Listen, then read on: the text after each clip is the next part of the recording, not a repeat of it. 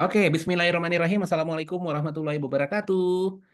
Salam Waalaikumsalam warahmatullahi Swastiastu, wabarakatuh. nama budaya, salam Waalaikumsalam. kebajikan, salam sehat selalu untuk kita semua. Pertama-tama atas nama NQA, saya mengucapkan terima kasih teman-teman udah join di pagi hari yang luar biasa ini. Kita kembali bertemu di event yang kita lakukan setiap Sabtu, yaitu NQA Webinar. Kita mulai jam 9.30 sampai dengan jam 11.30. Bagi teman-teman yang baru pertama kali bergabung di event ini, tolong dicatat setiap Sabtu. Ya, setiap minggunya, setiap Sabtu kita ada namanya NQA Webinar. Jamnya sama yaitu jam 9.30, jadi tolong dicatat ya. Minggu depan juga kita insya Allah akan lakukan webinar yang sama. Next, Mas Aldo. Oke, teman-teman akan di-mute, tapi kalau ingin bertanya silakan di-unmute atau tulis via chat terlebih dahulu, nanti akan kita bacakan apa yang menjadi pertanyaan. Kemudian teman-teman bisa menggunakan background sama dengan saya, ya, biar nanti di acara puncak kita ada foto bersama, backgroundnya akan sama ya. Silakan gunakan background yang sama. Kalau nggak punya, nanti bisa minta ke Mas Aldo, bisa dikirim ke via chat untuk backgroundnya. Oke. Nah, bicara sedikit mengenai NQA, NQA adalah badan sertifikasi ISO. Kita punya 4 pilar bisnis di Indonesia. Bisnis pertama, pilarnya terkait dengan sertifikasi. Kita melakukan audit ke perusahaan-perusahaan. Jika mereka lulus, mereka akan mendapatkan sertifikat ISO. Ya, itu salah satunya. Yang kedua, kita juga melakukan assessment-assessment, ya, yang lagi rame sekarang seperti pen testing, vulnerability assessment, diagnostic assessment, ya, yang paling banyak emang terkait dengan cyber security. Tapi juga ada peraturan baru di pemerintah terkait dengan penggunaan energi. Kami juga melakukan energi audit ya ke beberapa perusahaan. Nah, itu masuk ke divisi assessment. Lalu divisi pelatihan adalah event pagi ini. Ini adalah bagian dari divisi pelatihan. Kami juga punya pelatihan-pelatihan yang sifatnya certified, baik itu nasional maupun internasional. Ya, ada yang cukup panjang 5 sampai 10 hari. Ya, mangga teman-teman yang mau ikutan. Terakhir kami punya divisi software, kami jualan software, softwarenya yang related to productivity software, bagaimana salah satunya menjalankan ISO dengan paperless, kemudian semuanya mobile based dan lain-lain, kita ada sebuah software yang kita jual ya. Oke, ini singkat mengenai NQA. Next. NQA udah 36 tahun lebih di bisnis ini. Kita memiliki klien kurang lebih 55.000 sertifikat yang udah kita terbitkan. Kita beroperasi di 100 negara termasuk Indonesia. Jumlah karyawan di seluruh dunia kurang lebih ada 1.000 orang. Kemudian hasil survei kepuasan mereka cukup happy dengan layanan kita. Terbukti mereka cukup loyal dengan kita. Rata-rata mereka nempel ke kita hampir 10 tahun minimal ya. Ini hasil survei yang kita lakukan. Oke. Nah, ini saya perlu infokan teman-teman semua, event hari ini free alias gratis alias tidak berbayar.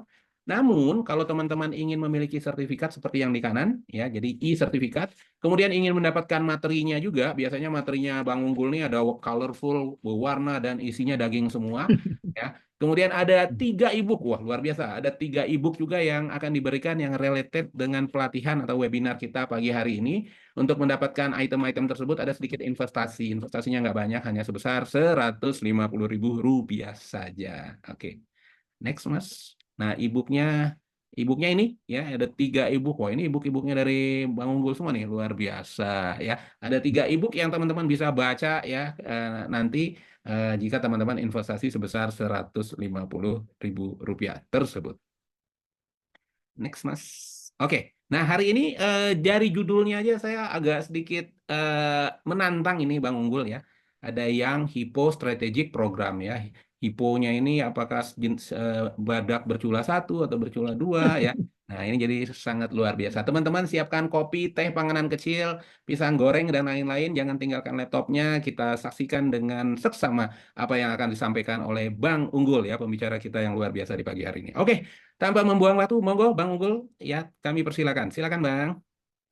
Ya, terima kasih banyak Bang Jovi, Bang Aldo, dan teman-teman semua. Hari ini kita akan diskusi tentang program yang hypo. Jadi hypo di sini itu bukan kuda nil, tapi high potensial. Nah, jadi yang dimaksud high potensial ini tentunya generasi muda. Mereka tersebar di seluruh masyarakat. Kalau di perusahaan tentunya ada yang junior, ada yang mid career, ada yang top management. Nah, apa yang akan saya sampaikan hari ini dan menjadi bahan diskusi itu sebetulnya dari pengalaman saya bekerja di beberapa perusahaan dari dulu tamat kuliah sampai sekarang. Jadi ini adalah suatu sharing, bukan suatu materi yang ibaratnya sophisticated gitu, tapi alangkah baiknya kalau kita bisa diskusikan bersama, artinya interaktif. Terutama teman-teman yang punya pendapat itu silahkan kita diskusikan sehingga nanti materinya ini betul-betul bisa memberikan manfaat kepada kita semua, tidak hanya wacana, tetapi saya berharap untuk bisa diimplementasikan. Karena saya kira saat ini di situasi yang serba dinamis ini, kita paling tidak harus punya semacam strategi bagaimana kita menghadapi situasi yang ada. Tentunya untuk keberhasilan. Dan di sini keberhasilan yang dimaksud tentunya tidak hanya keberhasilan dunia saja, tapi juga dunia akhirat. Siapapun tentu menginginkan itu. Baik, mungkin mohon izin kepada teman-teman semua untuk sharing materinya. Eh, akan saya tampilkan materinya. Apakah sudah terlihat materinya di layar? Sudah, Bang. Ya, ya. Jadi program ini namanya adalah Young Hypo, Young High Potential, yaitu generasi muda. Bagaimana caranya generasi muda bisa tampil dalam dunianya, dimulai dari tamat kuliah sampai nanti menjadi mid career, sampai nanti menjadi top manajemen dan kemudian dewasa dan memasuki masa purna bakti juga. Di sini ada beberapa logo teman-teman saya termasuk NQA. Terima kasih banyak. Hari ini tanggal 30 November 24 kita akan diskusikan program yang Hypo Strategic Program ini. Nah, intinya apa yang kita akan bicarakan itu bagaimana caranya ada semacam inner confidence. Jadi inner confidence ini adalah rasa percaya diri bagi siapapun, sebetulnya tidak hanya generasi muda, bagi siapapun lah. Kalau kita punya inner confidence berdasarkan portofolio prestasi, terutama kredibilitas profesional, maka kita tidak akan ragu-ragu untuk bermasyarakat misalnya. Kita punya sesuatu yang bisa kita tampilkan, kita sumbangsihkan, kita berikan kepada orang lain sekecil apapun. Nah, konsep ini yang perlu dibangun dari generasi muda, termasuk dari anak saya yang masih SMA, termasuk juga yang sudah lulus, bagaimana caranya mereka itu bisa punya cita-cita, punya visi, punya keinginan. Sehingga kalau mereka punya visi misi, punya keinginan, mereka sedikit banyak akan bisa menentukan how to-nya bagaimana untuk mencapai visi misi itu. Nah, intinya saya rangkum sedemikian rupa sehingga menjadi satu semacam tagline yang saya senang sekali melihatnya begitu ya. Putra-putri Indonesia bersanding tegak sejajar bangsa-bangsa besar, iman cerdas, gesit tangkas, semangat berprestasi. Saya pikir ini kalau bisa kita sosialisasikan kepada seluruh orang Indonesia akan sangat luar biasa sekali. Presiden kita Pak Prabowo dengan confident-nya dia berkunjung ke Inggris, UAE dan sebagainya. Indonesia harus tampil di masyarakat dunia dengan semangat tersebut. Inner confidence dari bangsa Indonesia. Nah, di sini akan kita usung bagaimana caranya portofolio prestasi kinerja profesional. Tidak harus yang gegap gempita, dari yang sederhana bertahap menengah dan kemudian memang yang memberikan dampak positif besar bagi masyarakat. Semua bisa diikhtiarkan. Apapun yang kita hadapi, kita ini mengandalkan rekan-rekan kita yang generasi muda, generasi Gen Z, milenial, mereka akan tampil. Nah, bagaimana caranya semua itu menjadi SDM berkarakter, prime mover kemajuan Indonesia. Di sini akan bisa berhasil dengan baik dan sempurna jika kita mempertimbangkan aspek pembangunan karakter nasional. Kita lihat statistiknya, berapa banyak mereka? Ternyata 45,5% dari seluruh orang di dunia ini. Jadi Gen Z itu berumur antara 12 sampai 28, sementara kalau yang milenial itu berumur antara 29 sampai 44 tahun. Jumlahnya hampir setengah dari semua yang ada. Ini saya ambil aja datanya dari internet, tetapi menjadi referensi bagi kita, terutama teman-teman yang bekerja di perusahaan atau mungkin bergerak di bidang wirausaha. Fakta ini fakta nyata. Kurang lebih dari para Gen Z dan milenial ini harus kita sikapi sedemikian rupa sehingga apapun kebiasaan-kebiasaan mereka, kelebihan-kelebihan dan kekurangan mereka itu bisa sedemikian rupa memberikan manfaat positif bagi perusahaan ataupun kewirausahaan yang kita lakukan. Bang, izin Bang. Ini yang 54 Ya, itu apa Bang? Yang 54? yang 54 itu sisanya itu. selain dari milenial dan zilenial itu. Oh, bisa Jadi multi ya, umur ya. iya, jadi baby boomer. Baby boomer itu bukan milenial, bukan zilenial juga. Ya mungkin saya Oke. termasuk baby boomer juga gitu, walaupun ngakunya milenial gitu. Nah, strategic objektifnya sebetulnya sederhana. Bagaimana kita bisa menerapkan total involvement, keterlibatan mereka.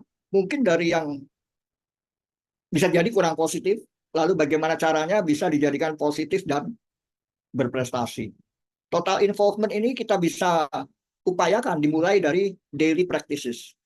Materi-materi yang saya usung ini saya namakan corpopreneurship, karena sebetulnya kompilasi dari berbagai standar kelas dunia seperti HR practices, total quality management, performance management, culture, uh, dan beberapa yang lain, kompetensi standar. Nah, jadi intisarinya bagaimana kita merealisasikan semua itu dalam kegiatan sehari-hari. Panduan fasilitasi SDM, prime mover keberhasilan, dan yang terpenting di sini daya saing kompetitif siapapun, apapun perusahaan ataupun wirausaha perlu membangun daya saing kompetitif tadi. Kalau dalam individu kita namakan saja itu inner confidence. Inner confidence yang memang berbasis dengan portofolio prestasi. Nah, sebelum kita masuk ke ini ada semacam karir pathway, bagaimana seseorang dari tamat SMA, STM, mungkin bekerja di perusahaan, lalu masuk ke middle management, top management, optimistic approach-nya seperti terlihat di skema di depan kita ini. Tapi sebelum ini silahkan kalau teman-teman ada komentar review tentang introduksi tadi yang kita bicarakan, dipersilahkan. Atau kita lanjut saja, kapanpun silahkan teman-teman untuk memberikan pendapatnya dan kita bahas bersama. Jadi kalau dilihat di sini,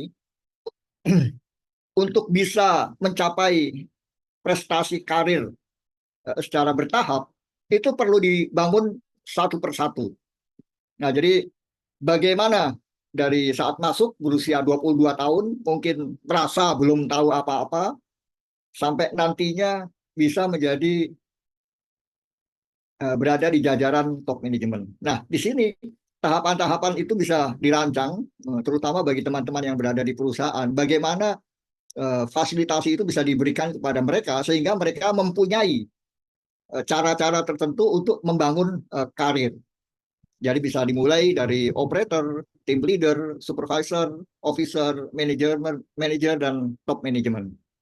Umurnya bisa diperkirakan, ini optimistic approach, umur 32 tahun itu manajer. Nah, tapi tentunya bukan manajer yang hanya diberi wewenang, tetapi manajer yang berprestasi. Nah, ini kira-kira tipsnya seperti ini. Nah, semua itu akan bisa baik menurut pendapat saya jika kita itu berada di jalan yang lurus, istilahnya kita mengacu kepada bagaimana selalu menerapkan iman cerdas. Jadi intinya kita tidak terpeleset ke hal-hal yang tidak diinginkan gitu. Ini applicable untuk semua religion. Jadi iman cerdas itu bagaimana caranya ya kita selalu melakukan hal-hal yang baik, tidak melakukan hal-hal yang tercela apalagi tidak diinginkan. Nah, ini bisa dilatih dari awal. Intinya meraih keberhasilan dunia dan akhirat. Gesintakas, semangat berprestasi, profesional dan kompeten. Jadi bagaimana kita menjalani hidup ini betul-betul kita pikirkan dengan sebaik-baiknya sehingga kalau setiap orang Indonesia bisa merefleksi hal-hal seperti ini, saya kira kemajuan bangsa akan sangat signifikan. Ya. Di sini tidak luput juga saya sampaikan hanya sekedar gagasan. Bagaimana semua ini bisa kita jalani itu dengan juga mengandalkan penggunaan cara-cara sistem manajemen yang ada. Apakah itu TQM atau yang lain, saya rasa banyak variasinya bisa dipilih. Tapi pada prinsipnya kita membangun kredibilitas profesional menjadi seseorang yang kompeten itu diupayakan dengan diparalel dengan pemahaman bahwa kita ini ingin berusaha menjadi orang baik seperti itu. Kadang-kadang mohon maaf kalau kita keluar dari rumah kita melihat sebegitu banyaknya hal-hal yang tidak ideal. Nah, itulah sebetulnya yang perlu kita hindari.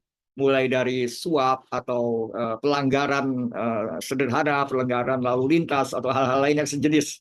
Kalau itu bisa diminimalisasi, saya pikir Indonesia akan bisa juga bersanding dengan negara-negara lain yang katakanlah walaupun mereka itu ateis, tapi mereka itu secara kemasyarakatan itu mempunyai nilai yang baik. Kira-kira begitu inti dari materi ini sebagai pendahuluannya. Nah, kita bayangkan beberapa profesi yang ada, pengusaha, pemilik perusahaan, tokoh masyarakat, karyawan, dan banyak lagi. Kalau mereka punya nilai-nilai budaya yang positif dan baik, ramah, jujur, sopan, tentunya bangsa Indonesia akan bisa lebih menempatkan diri kepada bangsa maju yang beradab begitu. Jadi bagaimana caranya kita saling mengingatkan kepada terutama kepada generasi muda. Kadang-kadang kita lihat ada seseorang bilang sambil duduk di kursi OTW, OTW ke suatu tempat. Nah, itu adalah salah satu how to demonstrate sesuatu yang tidak jujur gitu. Nah, ini hal sederhana yang kita perlu latih sehingga jujur ya jujur. Kita menyampaikan apa adanya, betul-betul dengan mempertimbangkan bahwa apa yang kita sampaikan itu adalah suatu kebenaran. Jadi pemahaman ini saya pikir kita bisa bangun dari rumah, di tempat kerja, dan di masyarakat. Jadi intinya apapun yang diusung, karena ini hanya sekedar referensi saja, ada rajin, rendah hati, sabar, syukur, ikhlas, riang gembira, gesit tangkas, semangat berprestasi, kompeten, profesional, impan cerdas, keberhasilan dunia akhirat, itu bisa dipilih. Tidak harus sama seperti ini, tentu teman-teman atau kita semua bisa mulai dari hal-hal yang memang paling relevan dalam lingkungan bermasyarakatnya. Jadi intinya membangun karakter nasional bangsa Indonesia. Bagaimana caranya world class human capital development ini dilakukan di Indonesia sehingga kita juga bisa sejajar dengan bangsa-bangsa lain yang boleh dibilang katanya peradabannya lebih baik dari Indonesia. Nah, pada intinya kompetensi diri harus kita latih. Jadi supaya mudah kita mulai aja dari beberapa yang sederhana. Tulisannya ya, tapi penerapannya tentu tidak sederhana. Ada 4K, kejujuran, komitmen, komunikasi, dan kepemimpinan. Pada intinya, how to demonstrate competence, itu yang perlu kita sampaikan kepada generasi muda. Jadi bagaimana sih itu demonstrate, memperlihatkan, bukan memperlihatkan dalam konteks ingin dipuji ya, tapi bagaimana kita bisa mengutamakan kejujuran itu di atas segalanya dalam semua hal yang kita lakukan. Pemahaman ini saya kira penting gitu. Misalnya kita kena tilang, terus kita memilih untuk menyuap, ya saya pikir itu ada suatu ketidakpasan yang bisa dihindari sebetulnya. Nah, kalau dilihat di sini ada pilar kompetensi. Pilar kompetensi ini diperkenalkan oleh Australia kepada Indonesia pada tahun 2000-an, di mana waktu itu Badan Nasional Sertifikasi Profesi belum ada. Pilar kompetensi ini terdiri dari 6 pilar, yaitu ASKERA, Attitude, Skill, Knowledge, Experience, Responsibility, dan Accountability. Nah, semua itu dirangkum sedemikian rupa secara fleksibel sehingga bisa dilakukan, diterapkan secara luas di masyarakat. Ditambah lagi dengan iman cerdas tadi, bagaimana kita selalu berusaha untuk menjadi baik. Nah, ini kita jadikan pilar untuk mendemonstrate kompetensi dan profesionalisme. Jadi Gen Z atau milenial atau bahkan siapapun, kalau kita mencoba menerapkan pilar-pilar kompetensi ini dalam kehidupan sehari-hari, saya kira menjadi suatu panduan yang juga bisa dipilih selain kegiatan religi kita ya. Tentunya semua udah punya praktis-praktisnya masing-masing. Jadi definisi dari profesional kompeten itu performa efektif sesuai target dan rencana. Biasanya ditambah di tempat kerja atau di lingkungannya. Visi misi keberhasilan dunia dan akhirat. Kita bayangkan saja kalau kita tidak ingat dengan apa yang disebut akhirat, maka yang kita tuju hanya dunia saja, mungkin kita bisa kepleset. Seperti banyak jenderal-jenderal bintang 2 kita yang terlibat dalam kasus-kasus kriminal ataupun kejahatan. Nah, mereka itu lupa bahwa keberhasilan itu tidak hanya dunia, tetapi juga akhirat. Semoga dengan hal ini kita lebih sadar bahwa keberhasilan yang universal itu mencakup dua-duanya, dunia dan akhirat. Nah, sebagai rencana ke depannya, mengimplementasikannya di masyarakat, di lingkungan kita, itu dengan strategi merancang ke depan. Ini sebenarnya adalah akronim yang saya pelajari dulu dari John Maxwell, predetermine across a set of action, layout goals, allow time for acceptance, notify team partners, dan seterusnya. Kita memulai dari total involvement, keterlibatan setiap orang, bagaimana rasa peduli dibangun, daily practices, dan daily management. Nah, Bila kita bicara ke dalam 3 hal ini, maka kita orientasinya adalah ke culture development. Selain culture tadi, dari apa yang saya lihat bertahun-tahun dalam saya menjalani profesi sebagai HR dan TQM, bagaimana seseorang itu bisa berprestasi bagi masyarakat, masyarakat luas atau minimal perusahaan di tempat mereka bekerja, itu mereka perlu kompeten dan menunjukkan pencapaian-pencapaian, kompeten with achievement. Jadi seseorang perlu membuat portofolio tadi, sekecil apapun itu. Setiap orang dihimbau untuk bisa menampilkan satu karya atau prestasi tertentu. Dan bagaimana caranya? Sebagai langkah kedua, itu menjadi kontribusi signifikan. Setelah itu bisa menjadi kontribusi signifikan, interaksi dengan tim, memimpin tim, dan memperlihatkan high commitment. Kalau ini secara rutin bisa kita fasilitasikan kepada semua orang yang ada di organisasi, saya pikir professional performance dari kelompok itu atau perusahaan itu akan meningkat. Jadi di sini bagaimana caranya membangun super team. Jadi dari individu bisa berinteraksi dalam tim, how to demonstrate super team competence. Jadi tidak individu, kita tidak berbasis kepada keberhasilan individu, tetapi bagaimana mengarahkan agar keberhasilan super team ini kita bisa realisasikan. Cara-caranya banyak. Dari kalau di TQM itu ada QCC, ada problem solving, ada QC story, ada total involvement dan sebagainya. Nah, ini ada konsep sederhana yang saya anggap sangat ampuh sekali, yaitu STAR principle. Situation, task, action, dan result. Ini perlu kita sampaikan kepada setiap orang di situasi apapun, untuk tugas apapun, tindakan dan hasil ini kita bisa bicarakan bersama, kita rancang bersama, dan kita realisasikan. Jadi itu dinamakan learning by doing. Kita melakukan sesuatu, kita belajar dari melakukannya sehingga nanti akan menjadi suatu hasil. Experiential learning. Jadi bagaimana dari melakukan itu menjadi pengalaman kita dan akhirnya menjadi portofolio prestasi. Saya ingat dulu ada teman saya gitu, dia seorang provider outbound training. Peserta waktu itu diajarkan bagaimana bisa turun tebing dan merayap tali.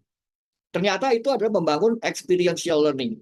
Dengan dia bisa menghadapi situasi real di lapangan, walaupun itu sifatnya alam, maka diharapkan juga itu bisa menjadi inspirasi dalam melakukan pekerjaan misalnya dalam konteks manajemen.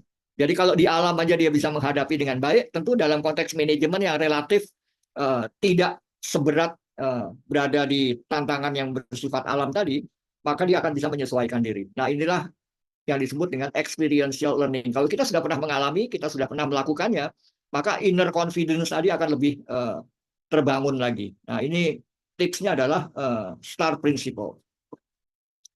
Selaras dengan berjalannya waktu, saya memperkenalkan kalau biasanya kita mengacu kepada balance scorecard, jadi financial, customer, operational, organization learning, maka 2 hal ditambahkan di sini adalah budaya dan dampak kepada masyarakat. Semua ini jika kita perhatikan sebagai aspek-aspek yang menjadi kunci keberhasilan, maka experiential learning yang kita ikhtiarkan akan menjadi lengkap. Jadi jangan sampai katakanlah ada suatu organisasi tertentu begitu, tidak saya sebut namanya, dia hanya having fun aja. Nah, jadi kalau bicara having fun aja, dia tidak, organisasi tidak melihat dari sisi budaya, dari sisi finansial, dan dampak masyarakat. Jadi supaya lengkap, paling tidak ada 4 perspektif balance scorecard ditambah dengan culture dan dampak masyarakat. Di sini saya kemas demikian rupa 3 hal terpenting, yaitu leadership dan manajemen. Leadership yang baik tanpa manajemen yang andal itu tidak akan kemana-mana karena akan jalan di tempat. Jadi kombinasi antara leadership dan performance management ini is a must, akan menjamin tercapainya segala sesuatu objektif tadi dengan cara wajar dan ideal. Nah, ditambahkan dengan total involvement, bagaimana kita selalu berorientasi kepada tim dan dipandu dengan semangat iman cerdas ini. I faith iman cerdas. Kalau kita lihat iman cerdas ini bisa kita sebarkan dalam beberapa hal yang sifatnya implementatif Tujuannya adalah dampak positif bagi masyarakat, mulai dari kita punya visi misi dan niat yang baik, kepemimpinan, skema kinerja yang baik. Setiap orang bisa memikirkan hal ini. Lalu tidak hanya perusahaan, individu pun juga bisa membuat semacam roadmap dari suatu peta strategi. Jadi kalau biasanya roadmap dan peta strategi ini menjadi dominasi perusahaan atau organisasi, alangkah baiknya kalau sekarang juga menjadi referensi individu untuk bisa mengejar atau membangun prestasi profesionalnya. Sasaran-sasaran keberhasilan, lalu kita buatkan matriks strateginya. Ini kanji Jepang, bacaannya adalah Hoshin Kanri, jadi policy deployment, arah kebijakan baik perusahaan maupun individu. Kita juga selalu measure the strategi, penilaian kinerja. Kita menilai diri kita sendiri, kita mengakses kompetensi kita, prestasi kita. Syukur-syukur kita bisa menerapkan suatu strategic management system yang sesuai. Dengan semangat berprestasi ini, saya kira strategi membangun dampak bagi masyarakat ini cukup lengkap. Masuk ke eksekusi, jadi bagaimana eksekusi itu bisa kita lakukan, mulai dari visi, misi, roadmap, tentunya rencana tahunan. Setiap tahun kita buat program-programnya. Sehingga dari tahun ke tahun ada kemajuannya. Ini berlaku juga untuk individu ataupun organisasi, perusahaan, dan korporasi tentunya. Intinya bagaimana kita bisa mengukur keberhasilan dari strategi yang kita terapkan. Nah, konsep dasar TQM di sini kita lihat di layar. Bagaimana suatu misi diturunkan atau dilakukan dalam 1 tahun itu dalam konteks plan, do, check, dan action. Jadi kita rencanakan, kita lakukan, kita cek hasilnya, dan kita sempurnakan menjadi hal yang kita lakukan untuk mencapai tujuan. Jika itu udah bagus, maka kita terapkan dalam bentuk horizontal deployment. Jadi kalau di satu tempat sudah bagus, maka kita bisa sebarkan di tempat lain. Ini yang dinamakan dengan horizontal deployment. Ini adalah program kerja 1 tahun. Kalau dilihat, posisi program kerja 1 tahun ini berada dalam roadmap 4 tahun ke depan. Baik itu kita dalam organisasi, perusahaan, korporasi, ataupun mungkin hanya sekedar usaha keluarga, kita bisa menata roadmap tahun pertama, tahun kedua, tahun ketiga, tahun keempat. Kita isi dengan apa-apa saja yang harus dilakukan. Intinya kalau dalam industri, bagaimana PQCD-SM, productivity, quality, cost, delivery, spirit, dan moral, safety dan moral. Itu menjadi referensi poin-poin kita bisa melakukan peningkatan dari hasil yang kita inginkan. Nah, diharapkan juga kita bisa membuat semacam skema kinerja seperti ini, tidak harus sama seperti ini, tetapi jika kita mengacu kepada dampak masyarakat, maka apa yang akan kita lakukan dalam pekerjaan kita, dalam urusan kita. Jadi bagaimana kita bisa juga berhasil secara finansial atau ada tujuan finansial, partnership, proses internal, pembelajaran organisasi, dan budaya perilaku. Ini kita petakan secara sederhana di selembar kertas, tetapi betul-betul menjadi referensi kita dalam menjalankan kegiatan sehari-hari. Initiate operational excellence. Cara mengukurnya, ini adalah grafik sederhana, bahwa pencapaian-pencapaian kita atur sedemikian rupa, kita lakukan ikhtiar-ikhtiarnya, hasilnya kita petakan, bagaimana korelasinya dengan rencana yang kita lakukan. Kalau di sini ada rencana dari Januari sampai Desember, rencana biasa digambarkan dengan warna biru, lalu hasilnya dari awal kita lakukan secara bertahap meningkat, tadinya di bawah target, below target, lalu akhirnya bisa terlaksana mencapai hasil. Katakanlah dari 0 sampai 30 yang kita rencanakan dari 0 sampai 12 yang kita rencanakan dalam 1 tahun, tetapi pada akhir tahun kita mencapai 30. Kata kuncinya di sini adalah eskalasi skalabilitas. Bagaimana peningkatan-peningkatan itu kita bisa upayakan. Kadang-kadang kita terlalu senang dengan hasil yang sama saja dari bulan ke bulan. Tapi alangkah baiknya kalau kita selalu berpikir cara-cara baru sehingga eskalasi skalabilitas ini meningkat. Ada peningkatan-peningkatan di sana. Terlebih lagi zaman sekarang ini kita mengenal eksponensial. Jadi bukan linear lagi peningkatannya, tapi peningkatannya eksponensial. dari sisi perspektif, kita coba terapkan juga bagaimana eskalasi tadi terstruktur dari tahun pertama, tahun kedua, tahun ketiga, tahun keempat, dan tahun kelima. Dirancang sedemikian rupa sehingga peningkatan itu bisa terrealisasi. Failure untuk merancang hal ini itu akan berakibat kepada kita sampai pada tempat yang kita nggak tahu tadinya kepinginnya seperti apa. Misalnya begini, sederhana saja. Kalau ya mulai dari suatu perusahaan, kalau kita tidak rancang 5 tahun ke depan ada target-target tertentu, maka kita tidak tahu apakah akan terjadi pencapaian-pencapaian tersebut atau tidak. Jadi inilah pentingnya kita buat semacam renstra 5 tahun. Biasanya tidak hanya activity plan selama 5 tahun, tetapi juga financial plan selama 5 tahun. Ini berlaku untuk korporasi, perusahaan, individu, wirausaha, atau bahkan mungkin kegiatan kita sehari-hari. Kita bisa rancang dalam 5 tahun ke depan seperti apa. Nah, hasil yang kita inginkan itu yang hypo ini masuk ke dalam jajaran top management. Jadi bagaimana generasi muda ini bisa disiapkan itu dengan cara-cara yang biasa dilakukan, tetapi tidak hanya cara-cara yang ada di Indonesia, kita coba melihat juga standar-standar internasional yang ada. Jadi intinya bagaimana yang hypo di Indonesia ini bisa dibekali dengan cara-cara strategik seperti itu. Saya sendiri senang mengkombinasi antara HR dengan TQM. Saya pikir itu cukup bermanfaat jika memang betul-betul dilakukan dengan komitmen. Saya kira akan memberikan hasil yang baik sekali dari continual improvement, keterlibatan setiap orang dan seterusnya. Jadi intinya bagaimana profesional continual improvement itu bisa kita perkenalkan kepada masyarakat luas, dimulai dari pekerjaan kita, dari tempat kita bekerja, atau bahkan mungkin dari rumah, dari anak-anak, sehingga scalability kompetitifnya, kalau itu di bidang bisnis, menjadi bisnis performance, kalau itu di bidang profesional, menjadi professional performance, seperti itu. Oke, saya mohon izin untuk go through ke apa yang saya tulis dalam e-book, karena itu terkorelasi juga dengan materi kita.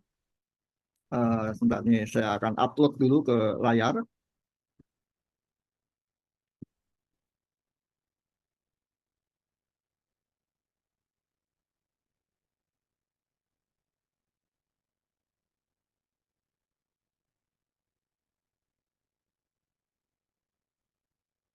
Oke, jadi kaitannya dengan yang hypo tadi, itu tidak hanya inner confidence yang kita bangun, kita fasilitasi. Kita di sini, kita bisa melihat mereka itu sebagai bimbingan kita.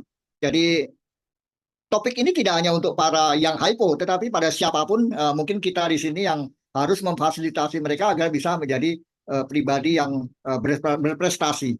Jadi membangun inner confidence, ini saya tulis dalam e-book saya. Di sini ada beberapa teknik-teknik yang perlu dipelajari sehingga sebagai individu ataupun mid career ataupun top management itu bisa menghadapi situasi yang ada. Jadi tips-tips dari dunia korporasi bisa juga dipakai untuk sebagai individu. Itu yang saya ingin sampaikan. Ini contohnya bagaimana kita bisa membuat teamwork tadi. Ini tidak hanya dominasi dari seseorang yang bekerja di perusahaan. Ini bisa juga dilakukan dalam organisasi profesional ataupun dalam komunitas. 6 parameter pengukurannya tetap menjadi sesuatu yang valid. Culture, financial, partnership, operational excellence, experiential learning, dan impact to society. Ini tidak didominasi hanya oleh perusahaan-perusahaan atau korporasi. Kita sebagai individu, praktisi wirausaha misalnya, atau mungkin seseorang dengan profesi tertentu, tetap juga harus mengacu kepada 6 parameter pengukuran ini. Jadi bisa dilihat di situ siapa yang mengabaikan finansial misalnya, maka dia tidak akan sempurna dari sisi kegiatannya. Siapa yang mengabaikan operational excellence, maka tidak akan ada kemajuan-kemajuan yang signifikan dalam dia melakukan aktivitasnya, apapun itu. Tidak hanya sebagai karyawan. Jadi di sini saya tuliskan pentingnya culture dan parameter-parameter tersebut. tagline kita, bagaimana SDM berkarakter menjadi prime mover kemajuan Indonesia. Kita tidak hanya bisa hanya sekedar mengeluh generasi Z, milenial, zilenial, mereka punya kekurangan begini-begini. Itu akan menjadi teman kita selama beberapa periode puluhan tahun ke depan. Jadi mau nggak mau kita harus punya strategi bagaimana semua itu bisa kita atasi. Jumlah mereka tadi kita sudah lihat ada 45,5%. Lalu di sini ada semacam bagaimana resep untuk bisa melakukan ikhtiar-ikhtiar yang harus kita lakukan, terutama di bidang perusahaan. Kita kombinasikan leadership dengan manajemen dan teamworknya, dilandasi dengan I-Faith atau iman cerdas. Selanjutnya di sini, bagaimana budaya perusahaan itu kita bisa identifikasi, kita bisa rancang. Karena yang namanya budaya perusahaan itu tidak akan sama di perusahaan yang satu dengan di perusahaan yang lainnya. Semua punya kekhususan, tidak bisa disamaratakan. Lingkungannya berbeda-beda.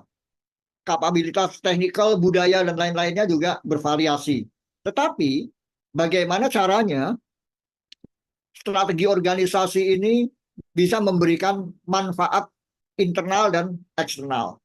Tentunya manfaat internal karena kita melakukan ikhtiar dari sisi kita, dan bagaimana manfaat budaya eksternal ini kita bisa realisasikan. Sehingga tidak hanya kita yang mendapatkan manfaat, tetapi juga dampak kepada masyarakat luas. Demikian juga bisa kita peroleh. Semua intinya adalah total involvement. Di sini tahapan dari membangun budaya itu dirancang oleh seseorang bernama Wayne Brockbank. Di sini saya tampilkan, disesuaikan dengan budaya Indonesia. Jadi broad action plan, semua rencana-rencana tindakan itu kita implementasi sehingga menghasilkan suatu performa. Contohnya pun saya tuliskan, ada di sini sedikit panduan bagaimana merancang budaya organisasi.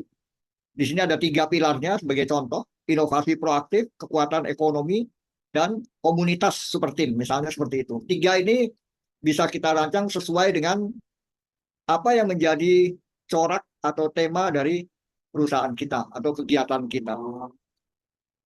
Dipilih 3 pilar, karena kalau 10 pilar terlalu banyak, boleh-boleh saja. Tapi kita fokus kepada 3 pilar utamanya. Korelasi antara kinerja manajemen dengan budaya tadi jelas terlihat, dan bagaimana realisasinya dalam kegiatan 1 tahun. Di sini policy deployment, penyebaran kebijakan, sudah kita bahas tadi pada slide. Semua mengacu kepada roadmap yang kita bangun. Lalu parameter-parameter keberhasilan, bagaimana bisa mendemonstrate kompetensi profesional. Ada 8 parameter yang kita bisa ikhtiarkan, kita upayakan, mendampingi iman cerdas tadi, pada prinsipnya sejajar atau paralel dengan inner confidence tadi. Di sini agak teoritis, agak lebih rumit, karena bagaimana kegiatan dalam setahun itu bisa kita petakan sedemikian rupa, sehingga setiap objektif setiap tahunnya itu bisa dipikul oleh tim tertentu. Karena semua objektif tentu harus kita realisasikan. Ini basic mentality yang perlu diperkenalkan, bahwa apa yang terjadi itu adalah tantangan dan peluang. Kinerja itu bukan beban, kinerja itu bukan masalah. Semua justru menjadi ibaratnya itu pemicu dari semangat gesit tangkas berprestasi.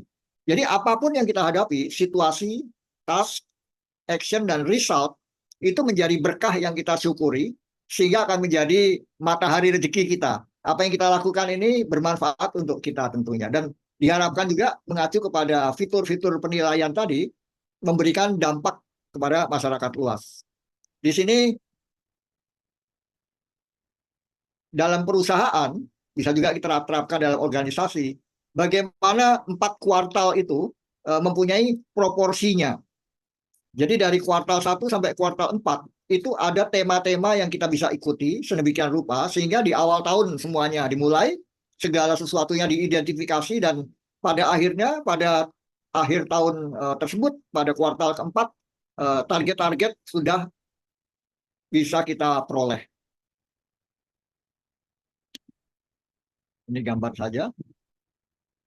Ini bentuk lain dari 6 target yang saya perkenalkan tadi, yaitu nilai budaya perilaku. Ini adalah utama, bekal bagi setiap orang untuk melakukan kinerja, proses internal, dan pembelajaran. Apakah pembelajaran organisasi ataupun pembelajaran bagi diri sendiri. Finansial, kemitraan, persaudaraan, dan tentunya hubungan kepada masyarakat. Challenge yang menarik sekali untuk kita coba terapkan dalam keluarga kita dulu mungkin. Bagaimana sih mendemonstrasikan kejujuran? Bukan dalam bentuk ingin dipuji, tapi agar apa yang kita lakukan sehari-hari itu selalu mengacu kepada konsep-konsep yang mengacu kepada kejujuran dan komitmen. Ini tadi kita bahas jenjang dalam perusahaan. Dan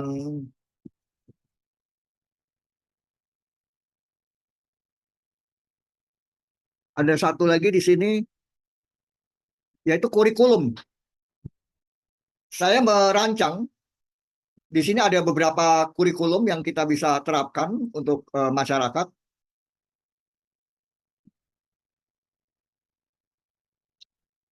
Pada intinya ada beberapa judul yang saya perkenalkan di sini. Ini nanti kita bisa diskusikan lebih lanjut di program-program selanjutnya. Dan sebagai informasi ya, untuk Pak Aldo dan teman-teman juga, bahwa setiap judul ini akan dideliver di 2025 oleh NQA. Betul begitu Pak Aldo? Betul, betul sekali Pak Unggul. Nanti ditunggu saja nih untuk next selanjutnya ya Pak Unggul ya. Betul, ya terima kasih Bang Aldo. Jadi inner confidence tadi akan makin lengkap jika kita bekali dengan strategi-strategi manajemen. Baik itu konteks untuk sebagai karyawan atau wirausaha. Beberapa judulnya saya coba bacakan di sini. TQM awareness. Jadi bagaimana kita mempunyai pemahaman, kesadaran tentang total quality management. Intinya bagaimana develop business scalability. Jadi peningkatan pencapaian. Lalu penerapan corporate culture. Lalu ketiga, hosting country, policy deployment, strategic policy deployment. Bagaimana kebijakan-kebijakan itu dari roadmap kita turunkan menjadi kegiatan-kegiatan dalam 1 tahun. Yang hypo, bagaimana kita bisa memfasilitasi para karyawan ini atau mungkin tim kita yang masih muda sehingga mereka bisa berprestasi mengacu kepada total involvement, daily practices, daily management. Lalu bagaimana sebagai human capital asset mereka bisa berprestasi? Apa yang kita bisa lakukan untuk mereka? Dalam 1 tahun apa yang kita harus kerjakan untuk mereka? Penilaian kinerja, performance management. Kita bangun super team, dibekali dengan QC story, problem solving. Bagaimana caranya menghadapi masalah, brainstorming. Lalu di akhir tahun kita akan masuk ke materi finance optimization. Jadi bagaimana perusahaan atau organisasi atau usaha kita itu bisa mengoptimalkan revenue dan profit dari sisi financial perspective. Untuk sebagai top management, ini ada kurikulum yang saya susun mengacu kepada beberapa poin yang kita bisa lihat dalam kurikulumnya. Lalu tidak hanya untuk top management, tapi untuk mid career, yaitu bagi mereka-mereka yang ingin maju sebagai middle management, masuk ke jajaran top management. Ini ada juga yang untuk fresh graduate atau generasi muda. Ya kira-kira seperti itu. Oke, baik Pak Unggul, Barangkali, terima kasih. Ini izin Pak Unggul, ada yang bertanya nih di kolom chat ya ya, dari Pak ya Ivan silakan. Chandra. Pak Ivan mungkin bisa langsung di unmute, bisa bertanya langsung ke Pak Unggul. Silakan Pak Ivan. Ya Ini, silakan. makasih Pak Unggul. Mohon izin Coach, jadi kami di pemerintahan sama dengan Bu Vini. Dengar suara saya Coach? Ya jelas, loud and clear. Sama dengan Bu Vini, cuma case-nya kami super team sudah terbentuk, kemudian visionary strategi sudah kita lakukan. Namun kadang pimpinan itu belum melihat peluang, Coach, sehingga harus nunggu dioprak-oprak dulu dari bupati atau dari wali kotanya atau seperti apalah. Yang intinya dari pejabat yang lebih tinggi daripada pimpinan kami atau top manajemen atau kepala dinas kami. Nah, ini gimana Coach solusinya sehingga kita itu sebagai generasi ASN milenial gitu ya. Eh, dengan ASN kolonial ini semacam kayak ada bukan gap ya Coach, tapi semacam kayak ada speechless sehingga apa ya mau dibawa kemana apa istilah pemerintahan atau mungkin apa ya istilah ide-ide kami kemudian harus menunggu disposisi dulu, harus nunggu arahan, jadi harus ada action dulu baru kita bertindak gitu kan. Itu kalau kita yang anak-anak muda ini kan pengennya segala sesuatu itu maksimal ya Coach, membaca peluang ini nanti menjadi apa sehingga kita bukan hanya kita pengen cari pencitraan, pengen cari tapi kita kerja baik itu kan tidak ada salah. Jadi nggak harus mungkin yang sebelumnya praktek-praktek yang kurang baik kita luruskan menjadi baik. Nah itu kadang kita kurang di apa ya Coach ya, kurang dibendung lah secara nggak langsung. Kalau nunggu ada regulasi, harus nunggu ada apa namanya semacam arahan dari pimpinan tertinggi, misalkan bupati atau wali kota atau mungkin Pak Sekda di bawahnya, itu baru hal tersebut kemudian dilakukan. Gitu, Coach. Makasih Coach. Ya, ini luar biasa sekali dan ini umum terjadi. Tentunya sebagai apapun, apakah sebagai kolonialnya ataupun sebagai milenialnya atau zilenialnya, Gen Z-nya, situasi yang dihadapi ini mau nggak bisa dihindari. Ya ada di depan kita kayak gitu kan. Nah, kelihatannya kalau sebagai zilenial, Gen Z punya pendapat-pendapat, punya gagasan-gagasan, itu nomor satu harus dikomunikasikan dulu. Dikomunikasikan sedemikian rupa, tentu dengan cara dan prosedur yang benar, sehingga akan membuahkan hasil yang sesuai. Jadi dengan cara-cara profesional, dalam forum resmi, kalau itu dalam suatu ASN, dalam suatu lembaga pemerintahan, kita undang rapatnya. Atau memang kalau yang harus mengundang adalah pimpinan, maka pimpinan sedemikian rupa merilis undangan agar forum yang diinginkan terbentuk, terjadi presentasinya tentang ide-idenya. Nanti itu akan ditindaklanjuti dengan prosedur-prosedur yang umum dilakukan, next meetingnya kapan, membentuk kepanitiaan, lalu ada surat tugas dan sebagainya. Jadi nggak mungkin semua itu tanpa bantuan profesionalisme kita. Nah, jadi bagaimanapun caranya, sesuatu yang baik itu akan tampil, akan bisa terwujud. Sesuatu yang baik itu jika diupayakan akan membuahkan hasil. Kita tidak menghindari cara-cara struktural, cara-cara birokrasi, kita lakukan dengan semangat berprestasi. Saya pikir itu tipsnya, Bang Ivan. Karena tidak ada pilihan. Boleh nambah, Pak? Iya, silakan, Mohon Pak maaf, Budi. boleh nambah? Iya, silakan. Ya. Karena mungkin kalau boleh klaim, saya juga mantan ASN dan pensiun yang tertinggi menurut versi saya. Jadi ide dan kreativitas itu jangan mandek karena birokrasi. Pengalaman saya seperti itu betul, dan akhirnya saya pindah sampai 3 tempat. Yang paling penting itu selain kreativitas inovasi adalah networking. Saya menyampaikan ide dan sampai ide sekarang itu bisa lewat orang lain malahan, jangan dari kita sendiri. Jadi lewat asosiasi, lewat teman-teman yang di DPR. Betul. Sehingga dengan demikian ekosistem sudah dibentuk, sehingga pimpinan decision maker itu dengan mengatakan iya. Jadi memang itu tantangannya luar biasa, Mas, pengalaman saya. Jadi lewat orang lain, lewat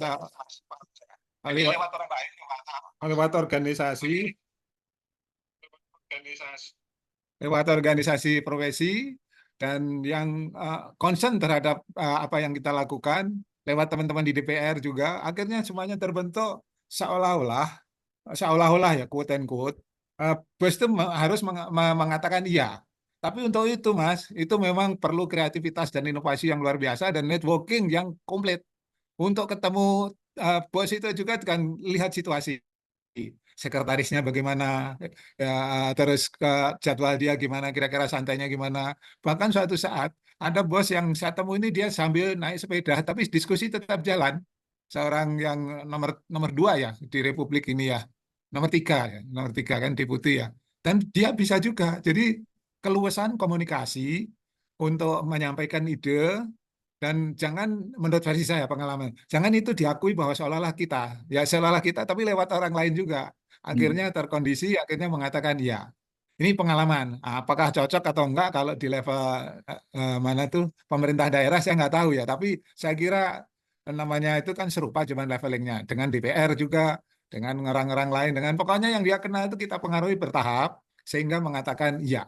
Kalau dengan DPR waktu bikin undang-undang itu, saya tenaga ahlinya kita brainwashing dulu untuk menyamakan persepsi.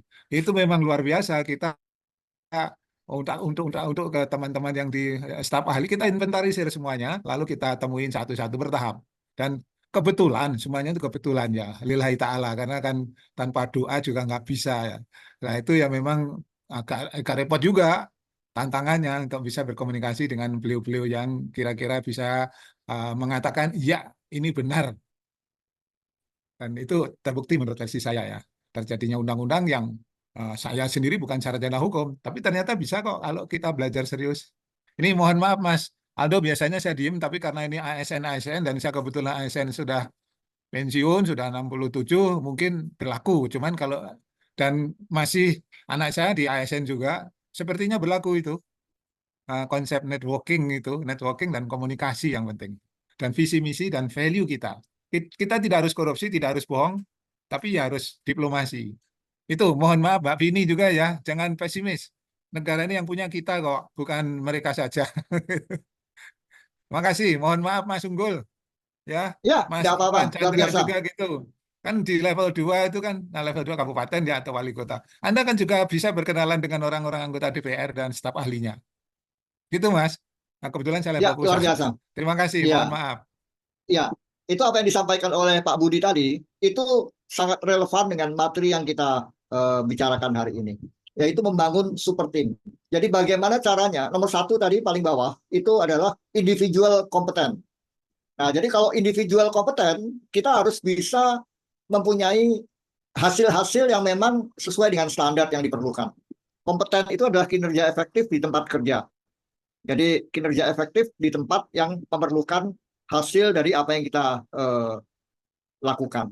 Kalau dalam pekerjaan sebagai ASN, kita tentu punya tugas-tugas yang diserahkan kepada kita. Nah, bagaimana hasil dari amanah tugas itu bisa memberikan manfaat kepada institusi, itu yang diperjuangkan. Itu yang disebut oleh Pak Budi tadi, networkingnya bagaimana sehingga atasan bisa mengatakan iya.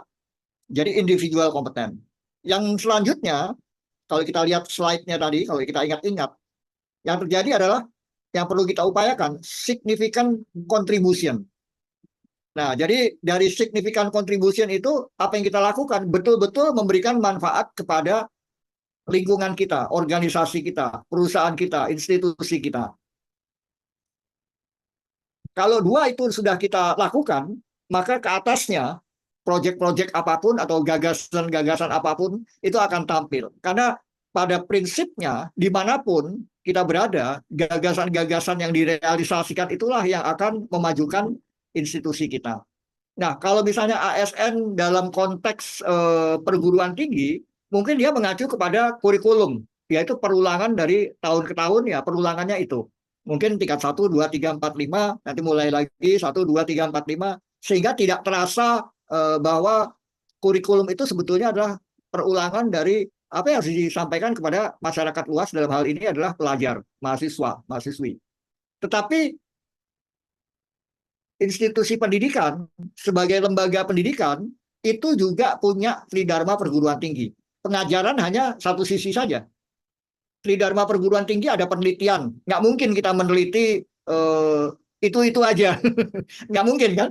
Penelitian itu pasti berbeda-beda. Sudah diteliti, kenapa diteliti ulang? Apalagi itu hasil yang sama, tidak diperlukan. Tetapi kita mengacu kepada dua hal yang lain, yaitu penelitian dan pengabdian masyarakat, itu gerbong lokomotifnya terbuka luas, Mas Ivan, kalau di perguruan tinggi. Nah, konotasi yang sama juga terjadi kepada lembaga pemerintahan.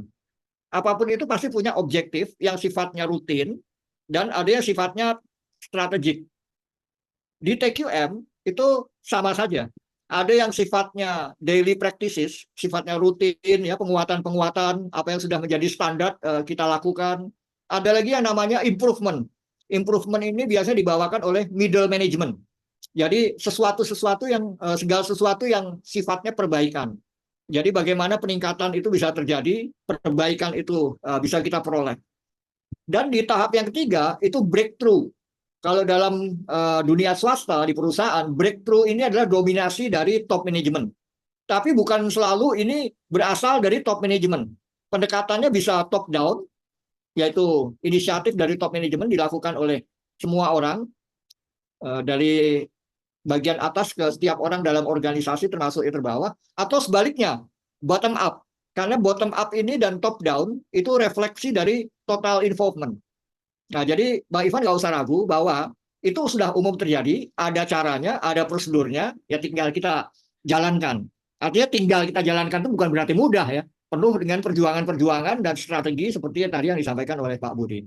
Bagaimana Bang Ivan? Apakah ini bisa membekali apa yang disampaikan oleh Bang Ivan tadi?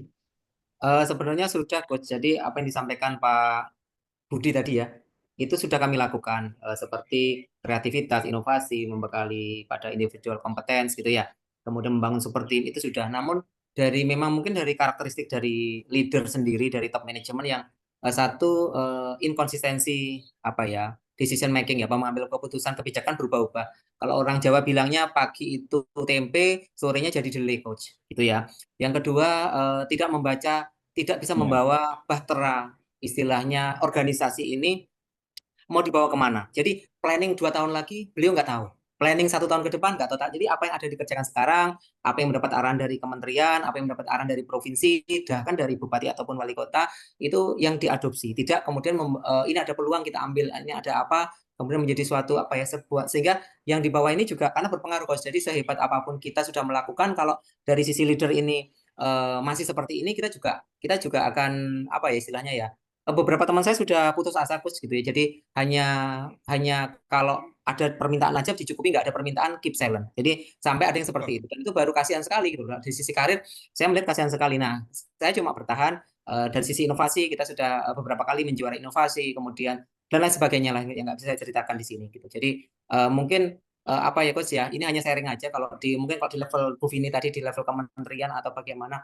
kami di level daerah ini sebenarnya kami hanya secuil gitu, menyuplik secuil aja, Coach. Dan masih banyak lagi yang mungkin lebih tanda kutip lebih dramatis lagi, lebih ekstrim lagi daripada yang memang kami alami gitu. Yang apa ya, di mana otorisasi atau apa ya, kalau boleh dibilang feodalisme itu masih ada gitu, Coach. Ya, makasih, Coach.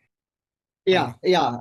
Tadi sudah saya sampaikan juga bahwa prosedural formal, minutes of meeting, next action, lalu timeline, schedule. Nah, itu semua ada tools-tools yang bisa kita mintakan approval-nya. Jadi strategi-strategi seperti itu perlu diterapkan gitu, Bang Ivan. Kalau memang nanti ingin saya bimbing, itu silahkan menghubungi saya. Tadi di chat itu ada nomor telepon saya, gratis, nggak usah khawatir.